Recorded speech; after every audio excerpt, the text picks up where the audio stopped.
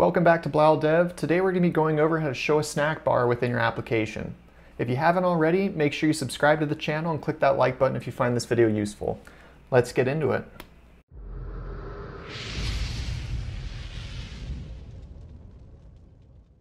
So you can see here I currently have a simple material button. When you push it, it shows opening snack bar, and what we're going to want it to do is actually, when it's pressed, we want an actual snack bar to slide up onto the screen. And so those of you who aren't familiar with the snack bar, by the way, it's the Android equivalent of a toast. So it's a little modal that will slide up, display a short message, and then it'll slide back down. And we can adjust the timing on how long it takes to actually do that. The first thing that we're going to want to do is we want to define our global key. And it's going to take in scaffold state, and we're going to call it scaffold key. And that's going to equal a new global key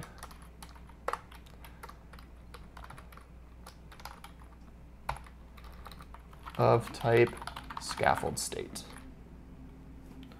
I probably typed something wrong here. Yes, capital S. Okay. Then we're going to place this key inside of our scaffold. Perfect. And what this is going to do is this is going to tell our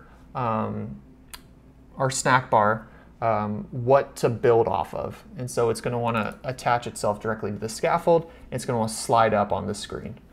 So the next thing we want to be able to do is we want to add in our method that will get called. So we're going to do this just inside of our widget. We're going to call this display snack bar. Okay, and it's going to take in a build context argument. I'm actually just going to copy this one, save myself some typing. Okay, and what it's going to do is we're going to say final snack bar is equal to snack bar. Okay, the snack bar will have a duration, and we are going to set it to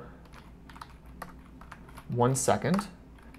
It is going to have a background color, to which we are going to say colors dot, let's see if we have like a light blue accent. And you can customize all this yourself. There's lots of different properties that we can use here. And then we're going to set content. And this is the important one. For content, we're going to say row, and we are going to say main axis alignment dot center, and then all rows have children, and we are going to have a text widget, and we're going to have it say subscribe to bleyldev. Okay, give it a little bit of styling. Actually, I'm going to copy the styling from down below so that it's matching just the theme. So we use the Indie Flower font, which is this one you're seeing. It'll be the same size as well. Okay. Then the last thing we want to do is we want to call our snack bar, because right now we just have this variable set, but we don't actually call it. So what we're going to do is we're going to call our scaffold key, and we're going to say dot current state dot show snack bar, and then pass it our snack bar. There we go. Okay, and it's as simple as that. Now all we have to do is just call our snack bar from within here.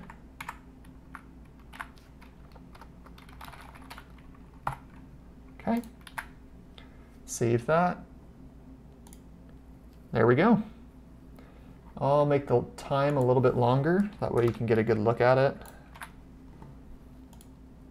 There we go. That's it for snack bars. If you have any questions or comments, leave them below, or you can email me at bleyldev@gmail.com, and I'd be happy to help. And just as a reminder, the Flutter t-shirt giveaway is going on through the end of the month, so if you haven't already entered, be sure to do that. As you can see here, there's a bunch of different ways that you can get entries into the competition, and I'll be giving out 2 Flutter t-shirts, black shirts with the Flutter logo, at the end of the month to 2 winners. So make sure you do that if you haven't already, and if you aren't already, make sure you subscribe to the channel for weekly Flutter content. I'll catch you guys next time.